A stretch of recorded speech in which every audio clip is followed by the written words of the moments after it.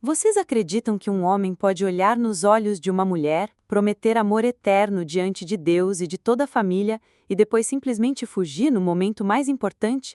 Pois é exatamente isso que aconteceu comigo. Meu nome é Clara Alves, tenho 29 anos e o que meu ex-noivo descobriu depois de me abandonar no altar mudou a vida dele para sempre.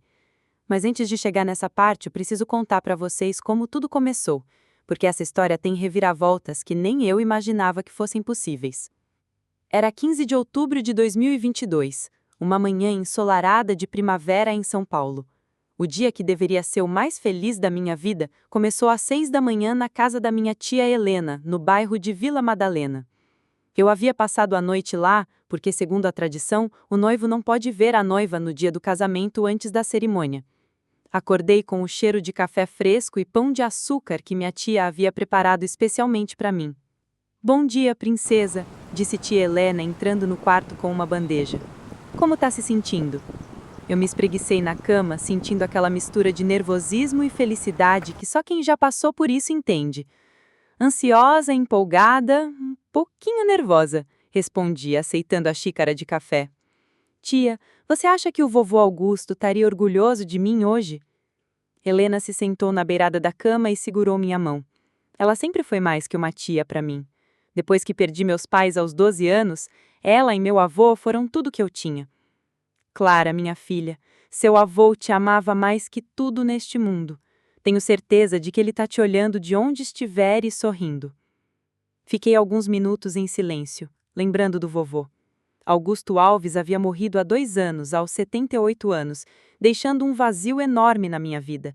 Ele me criou com tanto amor e carinho, me ensinou a ser forte e independente, a valorizar o caráter das pessoas ao invés do dinheiro que tinham no banco. Clara, ele sempre dizia, você vale mais que todo o ouro do mundo, nunca se esqueça disso. Lucas conhecia essas histórias. Ele sabia como meu avô era importante para mim, como eu sentia falta dele.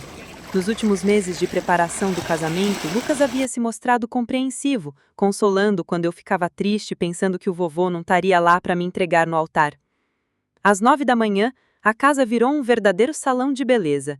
A maquiadora, a cabeleireira, a manicure, todas chegaram para me deixar perfeita para o grande dia, como elas diziam. Enquanto meu cabelo era penteado em um coque elegante, com alguns cachos soltos emoldurando o rosto, eu conversava com Helena sobre os últimos detalhes. Você conferiu se as flores chegaram na igreja? Perguntei, vendo meu reflexo no espelho. Tudo certinho, rosas brancas e lírios, exatamente como você queria. O Lucas escolheu bem quando sugeriu essas flores. Era verdade. Lucas havia sido muito presente em todo o planejamento. Passamos meses escolhendo cada detalhe juntos, as flores, o cardápio, a música, a decoração. Ele parecia tão empolgado quanto eu, sempre dizendo que queria que nosso casamento fosse inesquecível. Para você, Clara, só o melhor, ele costumava dizer, me beijando na testa.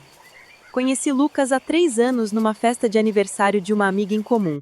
Ele trabalhava como gerente comercial numa empresa de importação e exportação. Era bem-sucedido, charmoso, engraçado. Me conquistou aos poucos, com jantares românticos, presentes carinhosos, mensagens doces durante o dia. Era tudo que uma mulher poderia querer. Atencioso, ambicioso, bonito. Minha família havia gostado dele desde o início. Helena aprovava o jeito educado como ele tratava ela, sempre trazendo flores quando vinha me buscar em casa.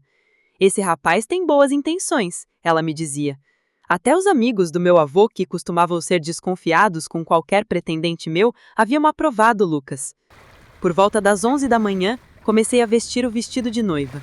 Era um modelo clássico, com renda francesa e uma cauda discreta, não muito extravagante, mas elegante. Quando me olhei no espelho, já completamente arrumada, senti uma emoção imensa. Vovô, espero que esteja me vendo, sussurrei para mim mesma. Helena se emocionou quando me viu pronta. Clara, você está radiante, absolutamente linda. O telefone tocou. Era Lucas. Oi, meu amor, atendi, sorrindo. Você sabe que não pode me ver antes da cerimônia, não é? A voz dele pareceu estranha, meio distante. Eu sei, só queria ouvir sua voz. Como você tá? Nervosa, mas feliz. E você? Uma pausa longa. Eu tô bem. Nos vemos na igreja, tá bom? Claro. Te amo. Eu também te amo, Clara. Desliguei o telefone com uma sensação estranha. Havia algo na voz de Lucas que não conseguia identificar, uma hesitação que não era comum nele, mas atribuía ao nervosismo natural do noivo. Do outro lado da cidade, no apartamento de Lucas, em Moema, a manhã havia sido bem diferente. Ele acordou às 7 horas da manhã com uma sensação de peso no estômago que não podia definir. Consegui explicar. Sentou na beirada da cama, colocou as mãos na cabeça e ficou assim por vários minutos. Sua mãe, Dona Vera Martins, havia chegado cedo para ajudar o filho no dia mais importante da vida dele, como ela dizia. Vera era uma mulher de 55 anos, elegante, mas com uma dureza no olhar que revelava suas ambições. Ela havia crescido numa família humilde e sempre pressionou Lucas a casar bem, como ela costumava dizer. Lucas, você precisa se aprontar, não podemos nos atrasar, disse Vera entrando no quarto do filho sem bater na porta. Mãe, você já pensou se estou fazendo a coisa certa? Vera franziu a testa. Como assim? Claro que está fazendo a coisa certa. Clara é uma boa moça, educada, trabalha como professora, é respeitável. Mas, e se eu não a amo de verdade? E se eu estou me casando só porque é o que se espera de mim? A expressão de Vera endureceu. Lucas, pare com essa bobagem. Amor? O que é amor comparado com estabilidade, com uma vida organizada? Clara vai ser uma boa esposa, vai cuidar de você, vai te dar filhos. Isso é o que importa. Lucas ficou em silêncio. Nos últimos meses, essas dúvidas vinham crescendo dentro dele. Começou a reparar que Clara era simples demais para os seus gostos. Ela morava numa casa pequena, dirigia um carro popular, trabalhava numa escola pública. Seus amigos do trabalho sempre faziam comentários sobre como ele estava se contentando com pouco. Mãe, e se eu quisesse algo mais sofisticado? Uma mulher com mais recursos? Vera suspirou. Filho, você tem 32 anos, não pode ficar escolhendo para sempre. Clara é uma boa opção, estável. E depois do casamento, quem sabe vocês não melhorem de vida juntos? O que nenhum dos dois sabia era que Clara já tinha recursos muito além do que eles imaginavam. A herança do avô Augusto era um segredo guardado a 7 chaves, conhecido apenas por Helena e pelo advogado da família. Augusto havia feito questão de que Clara não soubesse sobre o dinheiro, para que pudesse encontrar alguém que a amasse pela pessoa que ela era, não pelo que possuía. Às 14 horas, a igreja de São Francisco de Assis, no centro de São Paulo, estava repleta. Cerca de 150 convidados ocupavam os bancos, todos vestidos elegantemente para a ocasião. As flores brancas decoravam o altar, as velas estavam acesas e o organista ensaiava a marcha nupcial. Lucas já estava no altar há 10 minutos, ao lado do padre Miguel, um homem bondoso de 60 anos, que conhecia a família de Clara há décadas. Lucas puxava o punho da camisa nervosamente, suava mesmo com o ar-condicionado da igreja funcionando. Calma, meu filho, sussurrou o padre Miguel. É normal ficar nervoso, logo ela chegará. Do outro lado da igreja, na entrada lateral, eu esperava o momento da entrada com Helena ao meu lado. Ela segurava meu braço e percebi que suas mãos tremiam um pouco. Tia, você tá bem? Estou sim, minha filha. É emoção. Ela me olhou nos olhos. Clara, lembra do que seu avô sempre dizia. Você vale mais que todo o ouro do mundo. Nunca se esqueça disso, aconteça o que acontecer. Achei estranha essa fala, mas não tive tempo de perguntar nada porque a música começou a tocar. As portas da igreja se abriram e comecei a caminhar lentamente pelo corredor central. Os convidados se levantaram, alguns sussurraram palavras de admiração, outros tiraram fotos. Eu sorria, mas meu olhar estava fixo em Lucas, que me esperava no altar. Foi então que notei algo estranho. Lucas não sorria. Ele me olhava com uma expressão que não consegui decifrar. Parecia conflito? Arrependimento? Continuei caminhando, pensando que era só nervosismo. Quando cheguei ao altar, Helena beijou minha testa e sussurrou. Seja forte, minha filha. Depois, me entregou a Lucas, que segurou minha mão de forma mecânica, quase fria. Padre Miguel começou a cerimônia com as palavras tradicionais. Caros irmãos, estamos reunidos aqui na presença de Deus para celebrar a união sagrada entre Lucas e Clara. Eu tentava manter contato visual com Lucas, mas ele desviava o olhar constantemente. Suas mãos estavam suadas e trêmulas. Comecei a ficar preocupada. A cerimônia prosseguiu normalmente, até chegarem os votos. Padre Miguel se virou para Lucas e perguntou: Lucas Martins, você aceita Clara Alves como sua legítima esposa, promete amá-la na alegria e na tristeza, na saúde e na doença, na riqueza e na pobreza, até que a morte os separe? O silêncio que se seguiu pareceu eterno. Lucas me olhou nos olhos e eu vi algo que me gelou o sangue. Hesitação, quase pânico. Lucas? Padre Miguel repetiu a pergunta. A igreja inteira estava em silêncio absoluto. Consegui ouvir meu próprio coração batendo descompassado. Lucas gaguejou, soltou minhas mãos e deu um passo para trás. Lucas, o que está acontecendo? Sussurrei sem entender. Eu não posso, ele disse, alto o suficiente para que todos ouvissem. Eu não posso fazer isso. Um murmúrio de choque percorreu a igreja. Ouvi alguém gritar, meu Deus, lá atrás. Padre Miguel ficou petrificado, sem saber como reagir. Como assim você não pode? Perguntei, minha voz tremendo. Lucas passou a mão pelo cabelo, desfazendo o penteado cuidadosamente arrumado. Clara, me desculpe. Eu não posso me casar com você. Não posso passar o resto da minha vida assim. Assim como? Minha voz saiu mais alta do que eu queria. Eu mereço algo melhor. Alguém do meu nível. As palavras dele me atingiram como um soco no estômago.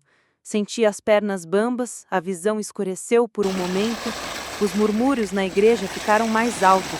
Ouvi choros, exclamações de indignação. Helena se levantou do banco e veio correndo na minha direção. Clara, minha filha! Não, eu disse, levantando a mão para pará-la. Minha dignidade era tudo o que me restava naquele momento. Não me toque. Olhei para Lucas uma última vez. Você está me humilhando na frente de toda a nossa família e amigos. Por quê? Por que não terminou comigo antes, se era isso que sentia? Eu achei que conseguiria. Achei que com o tempo... Com o tempo o quê? Que eu viraria a mulher sofisticada que você queria? Que eu ia mudar para te agradar? Lucas não respondeu, apenas baixou a cabeça. Na plateia, Dona Vera estava com um sorriso discreto no rosto, como se aprovasse a atitude do filho. Alguns convidados olhavam para ela com reprovação. Muito bem, eu disse, tirando as alianças do dedo e jogando aos pés de Lucas. Espero que você encontre essa vida melhor que tanto procura. Levantei a cauda do vestido e comecei a caminhar de volta pelo corredor central da igreja. Cada passo era uma tortura. Sentia o peso do olhar de todos os presentes. Alguns sussurravam palavras de pena, outros de indignação. Helena me seguiu, mas manteve distância, respeitando meu espaço. Quando cheguei à porta da igreja, parei e me virei uma última vez. Lucas ainda estava no altar, parado como uma estátua. Padre Miguel tinha as mãos no rosto, claramente chocado com a situação. Lucas, gritei, minha voz ecoando pela igreja inteira. Eu espero que você encontre exatamente o que merece na vida. E saí dali com a cabeça erguida, sem saber que essas palavras seriam proféticas, de uma forma que nem eu imaginava. Os 3 dias seguintes foram os mais difíceis da minha vida. Me tranquei no quarto da casa de Helena e não quis ver nem falar com ninguém. Ela respeitou meu espaço, deixando bandejinhas com comida na porta do quarto, sempre com um bilhetinho carinhoso. Te amo, minha filha. Isso vai passar. Mas como aquilo ia passar? Como eu ia conseguir sair na rua novamente, encarar as pessoas, voltar para a escola onde trabalhava? A história havia se espalhado pela cidade inteira em questão de horas. As redes sociais estavam fervilhando com comentários sobre o casamento que não aconteceu. No 3º dia, finalmente saí do quarto. Helena estava na cozinha preparando o almoço quando me viu descendo as escadas de pijama, cabelo despenteado, olhos inchados de tanto chorar. Bom dia, princesa, ela disse carinhosamente, como se fosse um dia qualquer. Bom dia, tia. Minha voz estava rouca. Me desculpe por ter ficado trancada no quarto. Você não precisa se explicar para nada. Tem todo o direito de processar essa dor do seu jeito. Sentei na mesa da cozinha e Helena me serviu um café com leite, exatamente como eu gostava desde criança. Tia, como eu vou conseguir superar isso? Todo mundo na cidade está falando de mim. Virei motivo de pena, de fofoca. Helena se sentou ao meu lado e segurou minhas mãos. Clara, escuta bem o que eu vou te falar. Você não fez nada de errado, nada. Quem deveria estar com vergonha é aquele covarde que não teve coragem de ser honesto com você antes. Mas ele disse que eu não era do nível dele, que ele merecia algo melhor. Algo melhor? Clara Alves, você é neta de Augusto Alves, um dos homens mais íntegros que já conheci. Você é Professora, dedica sua vida a educar crianças, tem um coração generoso e uma alma pura. Se existe alguém que merecia algo melhor nessa história, era você. Naquele momento, o telefone tocou. Era uma das minhas colegas de trabalho. Clara, querida, como você está? Estamos todas preocupadas com você. Tô bem, Márcia. Obrigada por ligar. Escuta, não sei se devo te contar isso, mas o Lucas apareceu ontem no bar do Roberto com uns amigos. Ele estava bebendo e falando que se livrou de uma vida medíocre, que agora podia procurar uma mulher de verdade. Um nojo, Clara, um completo nojo. Senti o estômago revirar. Então ele estava celebrando? Estava feliz por ter me humilhado publicamente? Márcia, obrigada por me contar. Eu preciso desligar agora. Clara, se precisar de qualquer coisa, tô aqui, tá bom? Desliguei o telefone e comecei a chorar novamente. Não de tristeza dessa vez, mas de raiva pura. Ele tá celebrando, tia. Tá no bar contando vantagem pros amigos, dizendo que se livrou de mim. Helena ficou em pé, sua expressão endurecendo. Esse infeliz não sabe com quem tá mexendo. Clara, tem uma coisa que preciso te contar. O que, tia? Sobre a herança do seu avô. Sobre o testamento dele. Franzi a testa. Que herança? Vovô deixou a casa, uns poucos móveis. Nada demais. Helena respirou fundo. Não, Clara. Seu avô não deixou apenas a casinha e alguns móveis. Ele deixou uma fortuna de 100 milhões de reais. Por um momento, achei que tinha ouvido errado. Como assim 100 milhões? Tia, isso é impossível. Vovô tinha uma vida simples. A gente sempre viveu sem luxos. exatamente como ele queria que vocês vivessem. Clara, seu avô era dono da Alves Agronegócios, uma das maiores empresas de exportação de soja do país. Ele também tinha investimentos em imóveis por toda São Paulo. Mas ele fez questão de viver de forma modesta para que você crescesse com valores sólidos, longe da ganância e da futilidade. Eu fiquei paralisada. Meu avô? O homem simples que me criou, que usava as mesmas roupas por anos, que dirigia um Corolla 2005 até morrer, era milionário? Mas por que ele nunca me contou nada? Por que vocês esconderam isso de mim? Helena abriu a pasta e me mostrou uma carta manuscrita com a letra característica do vovô. Ele deixou isso para você. Leia. Com as mãos tremendo, peguei a carta e comecei a ler. Minha querida Clara, se você está lendo esta carta, é porque chegou o momento de conhecer toda a verdade. Durante toda a sua vida, mantive nossa riqueza em segredo porque queria que você se tornasse a mulher íntegra e generosa que é hoje, sem ser corrompida pelo dinheiro ou atraindo pessoas interesseiras. Você é dona de 100 milhões de reais e 60% das ações da nossa empresa familiar. Mas existe uma condição muito importante. Essa herança só será sua de fato quando você se casar. Na verdade, ela será do seu marido oficialmente, porque eu queria ter certeza de que você encontraria alguém que te amasse verdadeiramente, não pelo que você possui. Se algum dia seu marido te trair, abandonar ou machucar de propósito, ele perderá automaticamente todos os direitos sobre a herança e tudo voltará integralmente para você. É minha forma de protegê-la, minha netinha. Confie na Helena e no Dr. Mendonça, nosso advogado. Eles cuidarão de tudo. Com todo o meu amor. Seu avô, Augusto. Terminei de ler a carta e fiquei em silêncio por vários minutos. Não conseguia processar a informação. Era tudo surreal demais. Tia, isso quer dizer que Lucas acabou de perder 100 milhões de reais ao te abandonar no altar. Exato. Comecei a rir. Não de alegria, mas daquela forma histérica que acontece quando a situação é tão absurda que nosso cérebro não sabe como reagir. Ele disse que merecia algo melhor, que eu era medíocre demais para ele, e o tempo todo você era a herdeira de uma das maiores fortunas de São Paulo. Mas tia, eu não quero esse dinheiro. Nunca me interessei por riqueza. Eu só queria uma vida simples, um casamento feliz, uma família. Helena segurou minha mão carinhosamente.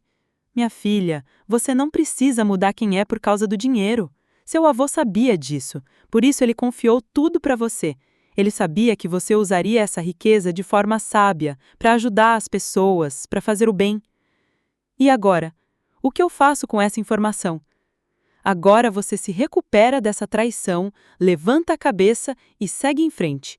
E se o destino permitir, aquele infeliz vai descobrir o que perdeu e vai se arrepender pelo resto da vida. Naquele momento, eu ainda não sabia como o destino trabalha de forma misteriosa, mas em poucos dias descobriria. 3 dias depois da nossa conversa, eu estava na sala de Helena assistindo televisão, quando meu telefone tocou. Era um número desconhecido. Alô? Clara, é a Fernanda, do escritório do Dr. Mendonça. Dr. Mendonça era o advogado da família, um senhor de 65 anos que cuidava dos negócios do meu avô há décadas. Oi, Fernanda. Clara, preciso te informar que alguém esteve aqui hoje fazendo perguntas sobre a herança do Sr. Augusto. Um rapaz chamado Lucas Martins, acompanhado da mãe dele. Eles queriam saber detalhes sobre o testamento. Meu sangue gelou. Como eles souberam?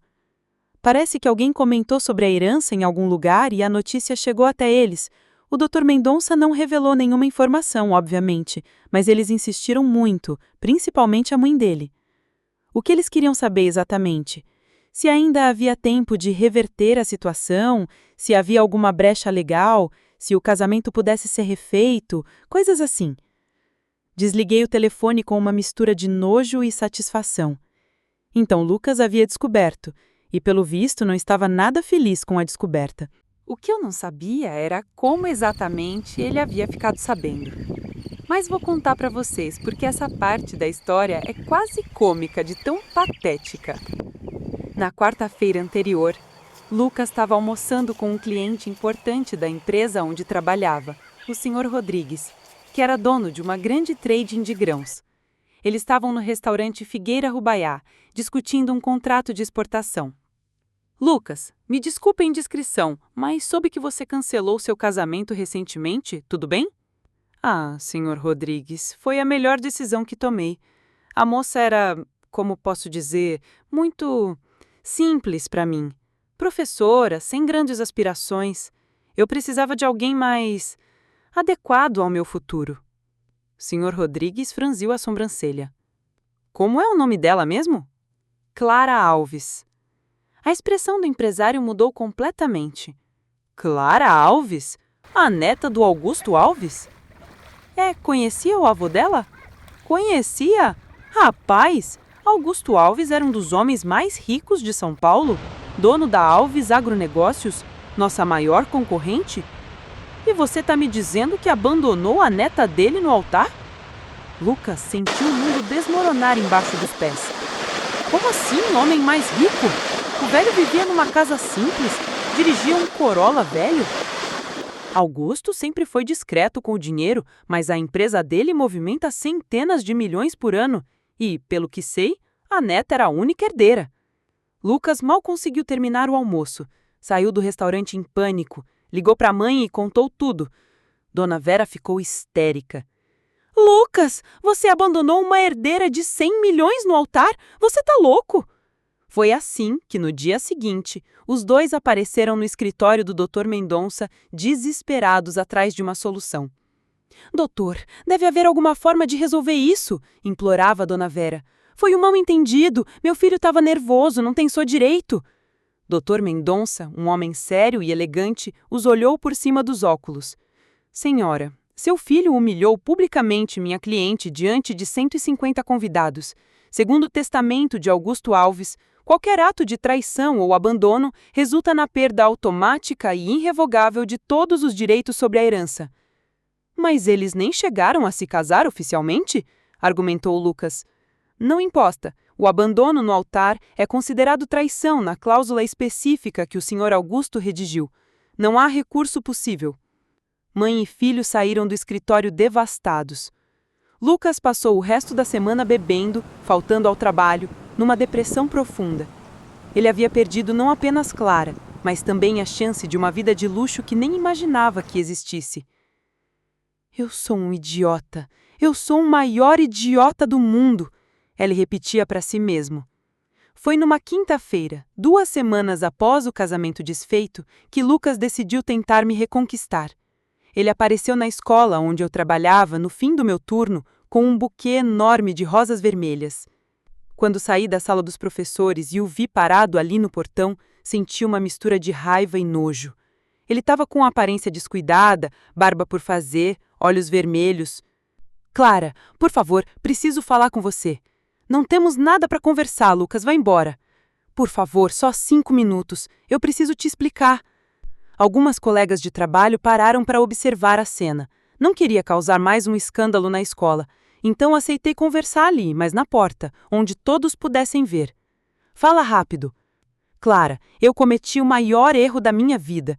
Eu estava confuso, nervoso, não sabia o que estava fazendo. Você tem que me perdoar.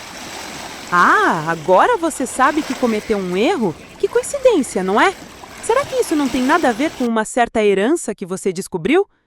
A cara dele ficou vermelha. Clara, não é por causa do dinheiro. Claro que é, Lucas. Você me humilhou publicamente, disse que eu não era do seu nível, que merecia coisa melhor. E agora vem aqui me pedir perdão? Você acha que eu sou idiota? Eu estava errado. Você é perfeita. Foi numa tarde de sábado, no mercado municipal da Vila Madalena, que o destino decidiu me dar uma surpresa boa para variar. Eu estava escolhendo tomates quando ouvi uma voz familiar atrás de mim. Clara? Clara Alves? Me virei e quase deixei os tomates caírem. Ali estava Daniel Ribeiro, meu amigo de infância, sorrindo daquele jeito carinhoso que eu lembrava de quando éramos adolescentes. Daniel, não acredito! Quanto tempo! Ele me abraçou de forma calorosa, mas respeitosa. Daniel sempre foi assim, gentil, mas nunca invasivo. Nossa, você tá linda, Clara.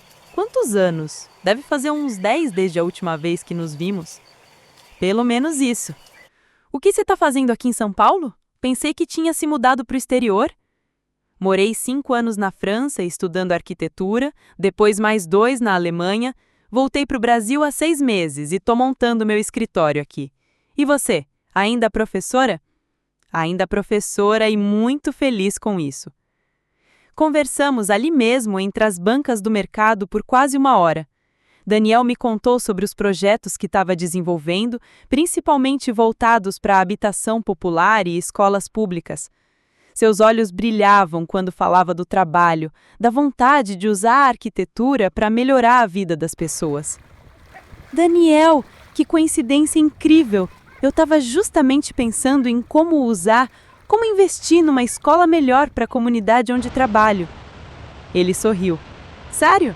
Adoraria conversar sobre isso. Que tal tomarmos um café qualquer dia? Posso te mostrar alguns projetos que fiz na Europa, talvez te inspire. Claro, seria ótimo. Trocamos números e marcamos para o café da semana seguinte. Quando nos despedimos, senti uma leveza que não sentia há muito tempo. Não era paixão, não era romance. Era algo mais sutil e precioso. a sensação de ter reencontrado uma pessoa genuína. Helena percebeu minha mudança de humor quando cheguei em casa. Você tá radiante, Clara. Aconteceu alguma coisa especial no mercado? Encontrei o Daniel. Lembra dele? Do tempo que eu morava com o vovô? Daniel Ribeiro? O menino educado que sempre te defendia dos outros garotos? Claro que lembro. Como ele tá? Virou arquiteto, morou na Europa, voltou agora para o Brasil. Tia, sabe o que é engraçado? Conversando com ele, eu me lembrei de como é bom falar com alguém que não quer nada de mim além de uma amizade sincera. Helena sorriu com aquele jeito sábio que só ela tinha.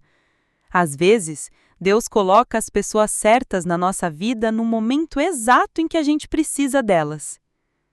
Na semana seguinte, Daniel e eu nos encontramos numa cafeteria pequena e aconchegante no centro de São Paulo. Ele trouxe um portfólio com fotos dos projetos que havia desenvolvido na Europa. Escolas coloridas, centros comunitários acessíveis, casas populares que pareciam obras de arte. Daniel, isso é lindo! Você realmente usa a arquitetura para transformar vidas. É exatamente isso que eu quero fazer aqui no Brasil. Há tanto potencial, tanta necessidade. E você, Clara, me conte sobre os seus sonhos. O que você gostaria de fazer se pudesse realizar qualquer projeto? Essa pergunta me pegou desprevenida. Ninguém havia me perguntado sobre os meus sonhos há muito tempo. Sabe, eu sempre quis criar um centro educacional completo. Não só uma escola, mas um lugar onde as crianças pudessem ter aulas de reforço, atividades artísticas, esportes, orientação psicológica, um lugar que fosse como uma segunda casa para elas. Os olhos de Daniel se iluminaram. Clara, isso é fantástico! E você tem algum terreno em mente? Algum local específico? Naquele momento, decidi confiar nele. Daniel, preciso te contar uma coisa. Recentemente descobri que tenho condições financeiras de realizar esse sonho. Contei para ele sobre a herança do vovô, sobre o testamento, sobre toda a situação com o Lucas. Daniel me ouviu em silêncio, sem interromper, sem fazer perguntas indiscretas. Clara, que história incrível! E que sorte a sua de ter descoberto o caráter verdadeiro desse Lucas antes de se casar com ele. Você acha? Tenho certeza. Imagina se você tivesse descoberto isso depois, com filhos, com anos de casamento. Às vezes, as piores coisas que nos acontecem, na verdade, são proteções disfarçadas. Essa frase ficou ecoando na minha cabeça por dias. Daniel tinha razão. O abandono no altar havia sido doloroso, humilhante, mas também havia sido uma salvação. E agora, com essa herança, você pode realizar todos os seus sonhos de fazer a diferença. Mas eu tenho medo, Daniel. Medo de não saber usar o dinheiro da forma certa, medo de atrair pessoas interesseiras, medo de me perder no meio de tanta responsabilidade. Daniel segurou minha mão carinhosamente. Clara, você foi criada por Augusto Alves, um homem íntegro. Você é professora há anos, dedica sua vida às crianças. Você tem o coração no lugar certo. Tenho certeza de que saberá usar essa herança de forma sábia. Saímos daquela cafeteria com um projeto nascendo. Daniel se ofereceu para desenhar gratuitamente o centro educacional dos meus sonhos.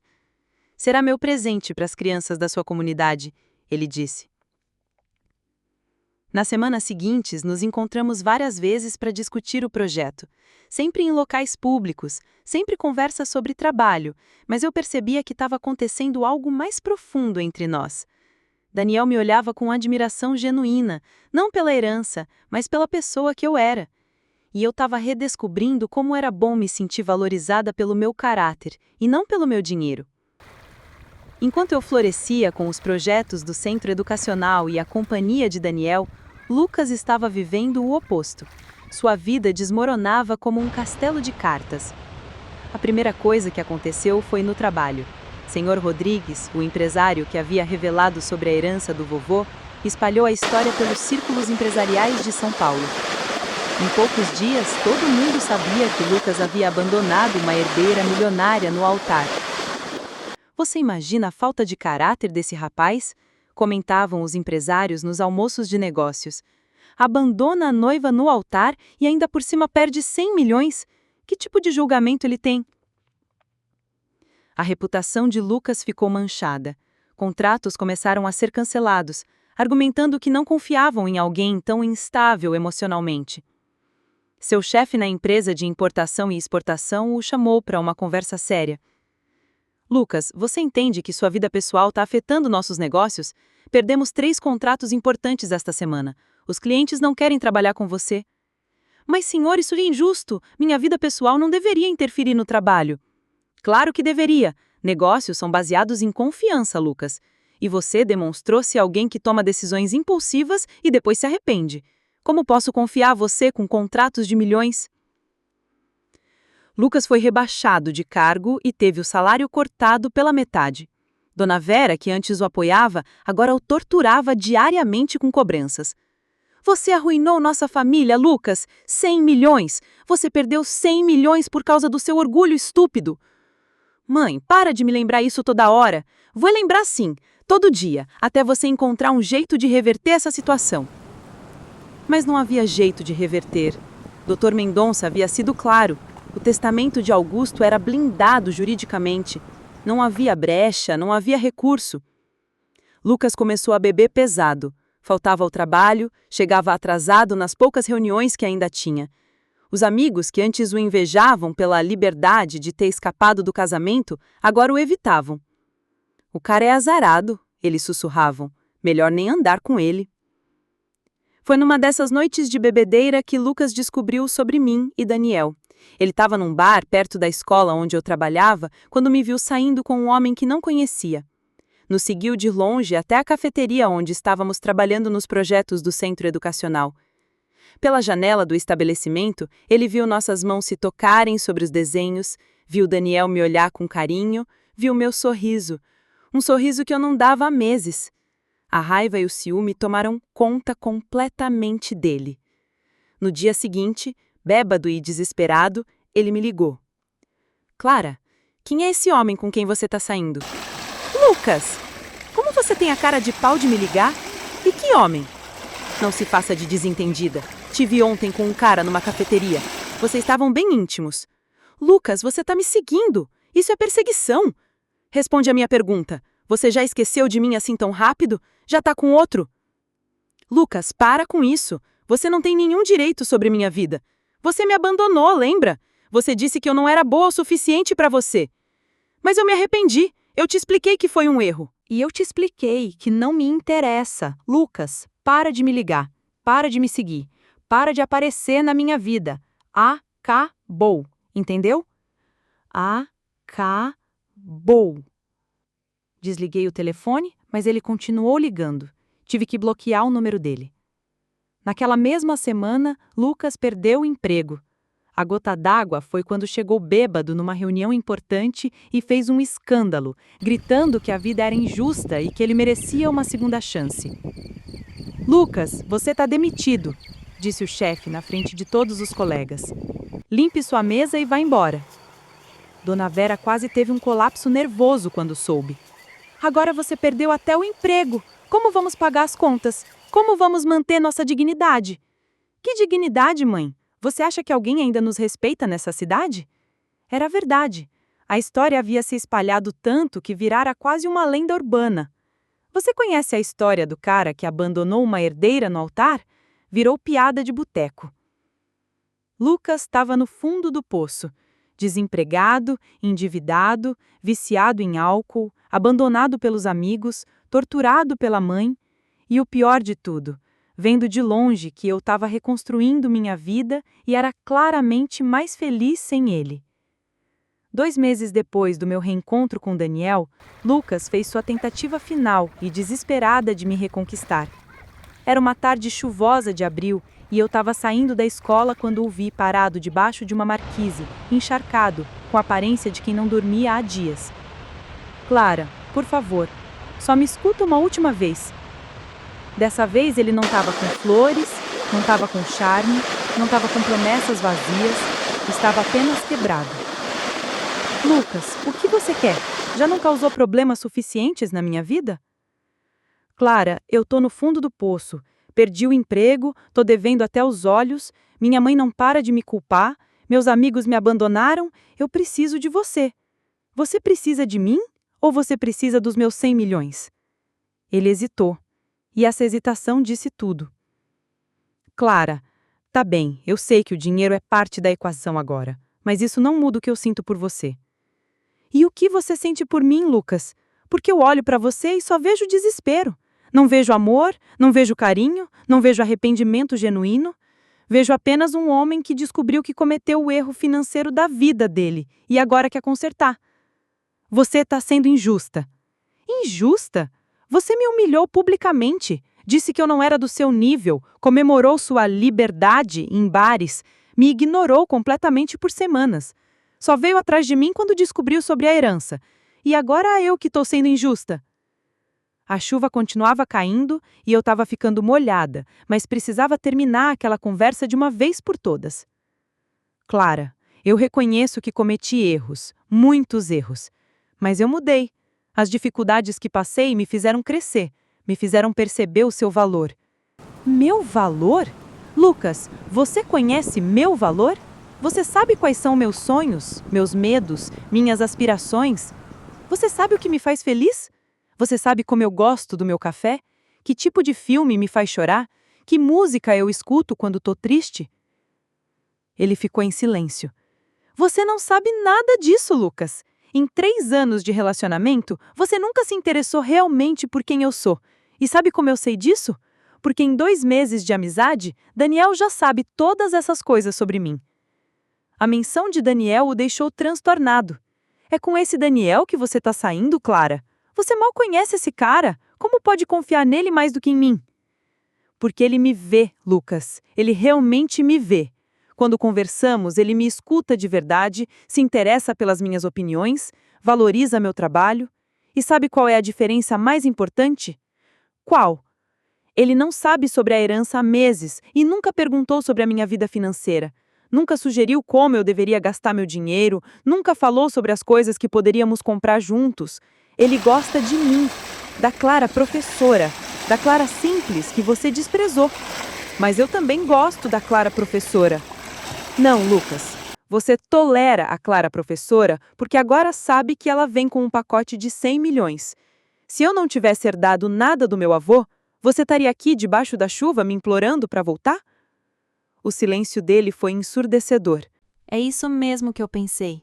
Lucas, eu desejo sinceramente que você encontre seu caminho na vida. Que você encontre um trabalho que te faça feliz, que você supere seus problemas com álcool, que você tenha uma vida boa. Mas essa vida não será comigo. Clara, pelo amor de Deus! Não, Lucas, chega. Você teve sua chance comigo. 3 anos de chance. E você escolheu me jogar fora na frente de 150 pessoas. Agora eu escolhi me valorizar. E esse Daniel, você vai se casar com ele? Sorri pela primeira vez na conversa. Não sei. Talvez. Ou talvez não. Mas se um dia eu me casar de novo, será com alguém que me ame pelo que eu sou, não pelo que eu tenho. Alguém que ficaria comigo mesmo que eu perdesse tudo amanhã. E você acha que ele ficaria? Eu tenho certeza que sim. Porque ele estava apaixonado por mim quando éramos adolescentes, pobres, muito antes de qualquer herança existir. E porque quando ele olha para mim, eu vejo amor nos olhos dele. Quando você olha para mim, Lucas, eu vejo cálculo. Comecei a me afastar, mas me virei uma última vez. Lucas, eu te perdoo, de verdade. Perdoo porque guardar mágoa só me faria mal. Mas perdoar não significa voltar. Significa seguir em frente. E é exatamente isso que estou fazendo. Deixei ele ali, debaixo da chuva, e caminhei em direção ao meu carro. Quando olhei pelo retrovisor, ele ainda estava parado na mesma posição, olhando para o chão. Naquela noite, em casa com Helena, me senti finalmente livre. Como foi a conversa com ele? Ela perguntou. Definitiva. Acho que agora ele entendeu que realmente acabou. E como você se sente? Em paz, tia. Pela primeira vez em meses, completamente em paz. E era verdade. A Clara que havia sido abandonada naquele altar não existia mais. No lugar dela, havia nascido uma mulher mais forte, mais sábia, mais consciente do próprio valor. Uma mulher que sabia que merecia ser amada de verdade. Uma mulher que estava pronta para o próximo capítulo da sua vida. 6 meses depois do confronto final com Lucas, vocês não vão acreditar na transformação que aconteceu na minha vida. Às vezes eu mesma fico impressionada quando olho no espelho e vejo a mulher que me tornei. Aquela Clara insegura e humilhada que foi abandonada no altar parece uma pessoa completamente diferente da mulher confiante e realizada que eu tô hoje. Era uma manhã ensolarada de outubro, exatamente 1 ano depois do meu casamento desfeito, quando acordei na minha nova casa. Sim, vocês ouviram direito. Saí da casa da tia Helena e comprei a minha própria residência. Não uma mansão ostensiva, porque isso não combina comigo, mas uma casa linda e aconchegante num bairro arborizado de São Paulo, com um jardim onde eu posso plantar flores e um escritório onde planejo meus projetos educacionais. Estava tomando café da manhã na varanda quando recebi uma ligação que mudaria mais uma vez o rumo da minha história. Clara, aqui é a Marina, da construtora. Tenho uma notícia incrível para você. Marina era engenheira responsável pela construção do Centro Educacional Augusto Alves, o projeto que Daniel havia desenhado e que eu estava financiando em homenagem ao meu avô. Me conta, Marina, tô ansiosa. A obra está finalizada. Podemos fazer a inauguração quando você quiser. Clara, ficou um sonho. As crianças vão amar. Desliguei o telefone e comecei a chorar. Não de tristeza, mas de uma alegria tão profunda que não conseguia conter. Estava realmente acontecendo. O sonho de criar um espaço onde as crianças da minha comunidade teriam acesso à educação de qualidade, atividades artísticas, esportes e acompanhamento psicológico estava se tornando realidade. Daniel chegou em casa, sim, ele estava morando comigo há 3 meses e me encontrou chorando no jardim. Clara, o que aconteceu? Tá tudo bem? Tá tudo perfeito, Daniel. A Marina ligou. O centro tá pronto. Ele me abraçou e girou comigo no jardim, exatamente como no filme. Mas dessa vez era verdade, era verdadeiro, era com o homem certo. Vamos lá ver? Ele sugeriu com aquele sorriso que me derretia todos os dias. Vamos! Chegamos ao terreno onde antes havia apenas um lote vazio e agora se erguia uma construção linda, moderna, colorida. O Centro Educacional Augusto Alves tinha 3 andares. No térreo, salas de aula e biblioteca. No primeiro andar, laboratório de informática, sala de artes e música. No segundo andar, quadra coberta e consultórios para atendimento psicológico. Daniel, está perfeito. Melhor do que eu sonhei. Você que merece todo o crédito, Clara. Foi seu amor pelas crianças que tornou isso possível. Caminhamos pelos corredores vazios, imaginando como seriam quando estivessem cheios de risadas infantis, de descobertas, de aprendizado. Na entrada principal, havia uma placa de bronze que me emocionou. Centro Educacional Augusto Alves, onde cada criança é vista, valorizada e incentivada a brilhar. Sabe o que o vovô diria se estivesse aqui? Perguntei para Daniel. O quê? Ele diria que o dinheiro finalmente encontrou seu propósito verdadeiro. Naquela tarde, fomos à casa de Helena contar as novidades. Ela nos recebeu com aquele sorriso orgulhoso que só uma mãe tem pelos filhos. Minha filha, seu avô estaria radiante de orgulho. Você transformou a dor da traição numa oportunidade de fazer o bem para centenas de crianças. Tia, às vezes eu penso que tudo aconteceu exatamente como deveria acontecer. Se eu tivesse me casado com o Lucas, provavelmente nunca teria descoberto minha força, nunca teria conhecido meu propósito de vida. E nunca teria reencontrado Daniel, Helena completou piscando para ele. Daniel corou. Mesmo depois de meses juntos, ele ainda ficava tímido quando Helena fazia essas brincadeiras. Dona Helena, posso fazer uma pergunta pessoal? Ele disse de repente sério. Claro, meu filho. O senhor Augusto aprovaria um relacionamento entre mim e a Clara? Helena olhou para ele com carinho. Daniel, meu pai sempre disse que julgava as pessoas pelo caráter, não pelo dinheiro que tinham na conta. Você ama minha filha desde adolescente, quando ela não tinha nada além de um sorriso bonito e um coração generoso. Você trabalha para construir escolas e casas populares, dedica sua vida a melhorar a vida dos outros. Claro que ele aprovaria. Naquela noite, Daniel e eu jantamos num restaurante pequeno e aconchegante, o mesmo tipo de lugar que frequentávamos quando éramos só amigos, redescobrindo um ao outro. Nunca precisamos de luxo para sermos felizes juntos. Clara, posso te fazer uma pergunta?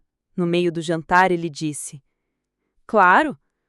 Você já pensou em casar de novo?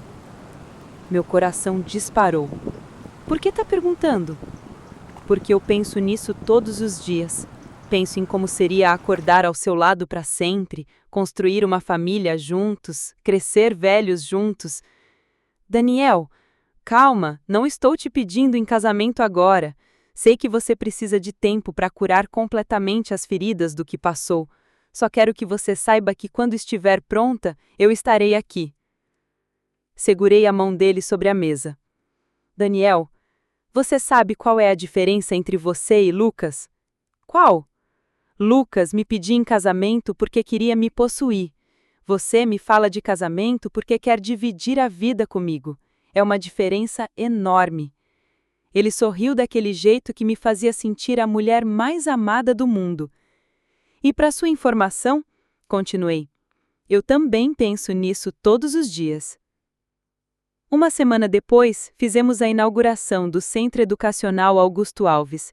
Foi uma festa linda, com as crianças da comunidade correndo pelos corredores, testando os computadores, brincando na quadra. Os pais choravam de emoção, agradecendo a oportunidade que seus filhos estavam ganhando. Professora Clara! Gritou a Júlia, uma das minhas alunas de 8 anos. Aqui é o céu? Eu ri e abaixei para ficar na altura dela. Por que está perguntando isso, Júlia? Porque aqui tem tudo o que a gente precisa para ser feliz. Naquele momento, olhando para aquela criança com os olhos brilhando de alegria, eu entendi completamente o plano do meu avô. Ele não havia deixado apenas dinheiro para mim, havia deixado a oportunidade de transformar vidas. No meio da festa, notei uma figura familiar observando tudo de longe. Era Lucas. Ele estava parado do outro lado da rua, magro, com aparência descuidada, apenas observando. Daniel percebeu meu olhar e seguiu minha direção. É ele? É. Quer que eu vá falar com ele? Não precisa. Ele não vai fazer nada. Acho que só está se dando conta do que perdeu. E estava mesmo. Mais tarde, soube por Helena que Lucas havia perdido o apartamento por não conseguir pagar o financiamento. Estava morando com Dona Vera numa kitnet alugada, fazendo bicos como motorista de aplicativo. Havia tentado se reabilitar do alcoolismo algumas vezes, mas sempre recaía. Ele vira e mexe aparece por aqui, perguntando sobre você, Helena me contou. Pergunta se você está bem, se está feliz. Nunca tenta contato direto, só observa de longe. E o que você responde? Que você está radiante, que encontrou seu propósito na vida e que está namorando um homem maravilhoso que a ama de verdade. Acho que isso dói mais nele do que qualquer xingamento. Eu sentia pena de Lucas, mas não era uma pena que me fazia querer ajudá-lo.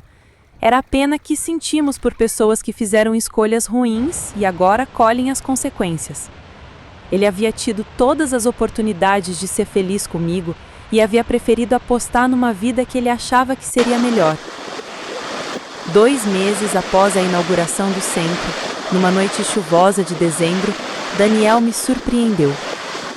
Estávamos assistindo televisão em casa quando ele desligou o aparelho de repente.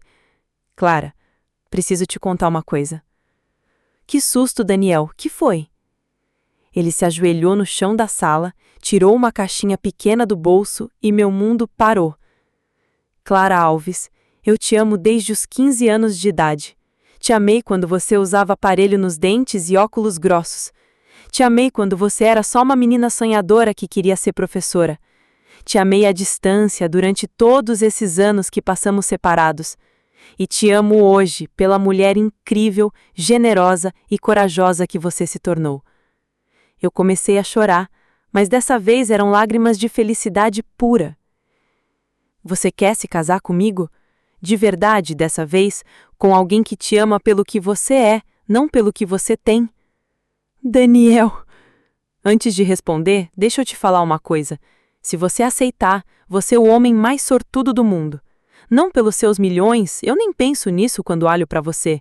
Vai ser o mais sortudo porque vou ter a chance de passar o resto da vida ao lado da mulher que admiro, respeito e amo com cada fibra do meu ser.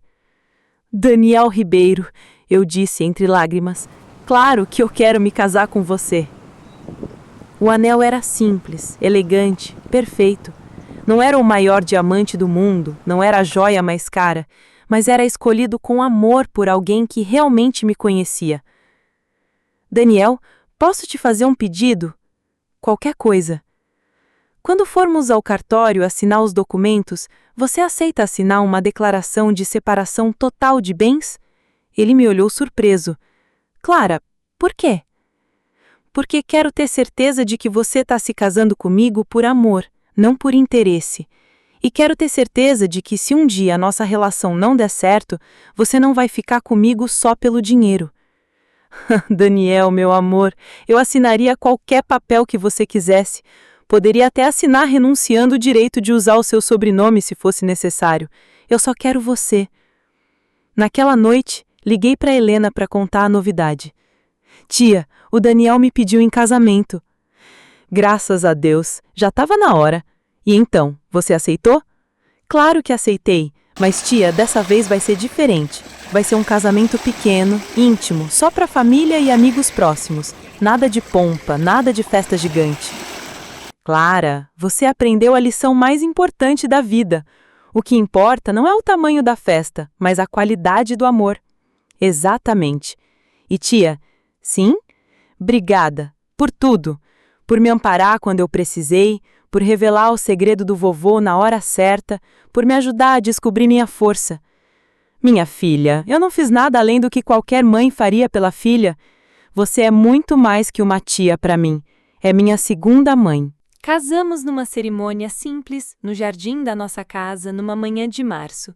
Só Helena, alguns amigos próximos, os funcionários do centro educacional e algumas das crianças que eu havia ajudado estavam presentes. Daniel estava lindo de terno claro e eu usei um vestido simples, sem caudas, sem ostentação. Padre Miguel, o mesmo que havia presenciado minha humilhação 1 ano e meio antes, celebrou nossa união com lágrimas nos olhos. Clara, é uma alegria imensa ver você encontrar a felicidade verdadeira. Deus sabe o que faz. Durante a cerimônia, olhei para o fundo do jardim e vi uma figura conhecida observando tudo de longe, meio escondida atrás da árvore da esquina. Era Lucas. Ele estava ali, vendo eu me casar com um homem que realmente me amava. Por um momento, nossos olhares se cruzaram. Ele fez um gesto discreto com a cabeça, algo entre um cumprimento e um pedido de desculpas. Eu retribuí com um aceno gentil. Não era raiva o que eu sentia, nem satisfação pela vingança. Era apenas a confirmação de que eu havia feito a escolha certa. Quando o Padre Miguel disse, "Pode beijar a noiva", Daniel me beijou com tanto amor que senti como se fosse a primeira vez, e de certa forma era. Era o primeiro beijo da minha nova vida. "Eu te amo, Clara Ribeiro", ele sussurrou no meu ouvido. "Eu te amo, Daniel Ribeiro." Sim, decidi mudar meu sobrenome. Depois de tanta dor associada ao nome Alves por causa da herança e de toda a confusão com Lucas, Queria começar uma nova fase com um novo nome. Na festa pequena que fizemos em casa, Helena fez um discurso que me emocionou. Augusto Alves seria o homem mais feliz do mundo hoje. Ele sempre disse que a Clara era seu tesouro mais precioso e que um dia ela encontraria alguém que soubesse valorizar esse tesouro. Daniel, meu querido, você é a realização dos sonhos de um avô amoroso. Hoje, 2 anos depois do casamento desfeito, eu posso dizer com certeza que aquele foi o melhor dia da minha vida. Não o dia que deveria ter me casado com Lucas, mas o dia que tudo desmoronou e me obrigou a reconstruir minha vida da forma certa. O Centro Educacional Augusto Alves atende hoje 300 crianças da comunidade. Contratamos 20 professores, 5 psicólogos, 3 assistentes sociais e uma equipe de limpeza e segurança que vem toda da própria região. Criamos 30 empregos diretos e impactamos centenas de famílias. Daniel e eu estamos esperando nosso primeiro filho, uma menina, que se chamará Esperança, porque foi isso que ela trouxe para nossas vidas. E Lucas? Bem, Lucas continua por aí. Helena me conta que ele nunca se recuperou completamente. Conseguiu um emprego de vendedor numa loja pequena, parou de beber, mas nunca mais teve um relacionamento sério. Vive sozinho, amargado, lamentando eternamente o erro que cometeu. Às vezes, quando eu estou no centro educacional e vejo uma criança sorrindo, ou quando estou em casa com o Daniel planejando o futuro da nossa família, ou quando coloco a mão na barriga e sinto nossa filha se mexendo, eu penso: obrigada, Lucas. Obrigada por ter me abandonado naquele altar. Obrigada por me mostrar que tipo de homem você era antes que fosse tarde demais. Obrigada por me forçar a descobrir a minha força, meu valor, meu propósito. Vocês veem, às vezes as piores traições da nossa vida acabam sendo as maiores bênçãos disfarçadas. Se Lucas não tivesse me abandonado naquele altar, eu nunca teria descoberto a herança do vovô, nunca teria construído o centro educacional, nunca teria reencontrado Daniel, nunca teria me tornado a mulher que sou hoje.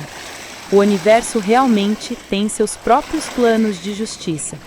E às vezes, apenas às vezes, tudo acaba dando certo exatamente como deveria. Então, para vocês que estão me ouvindo e talvez passando por alguma traição, alguma decepção, alguma porta que se fechou na cara, não desistam. Às vezes, quando uma porta se fecha, não é porque perdemos uma oportunidade. É porque o universo está nos preparando para algo muito melhor. A vida tem dessas ironias lindas. O homem que achava que merecia coisa melhor acabou com muito menos do que tinha.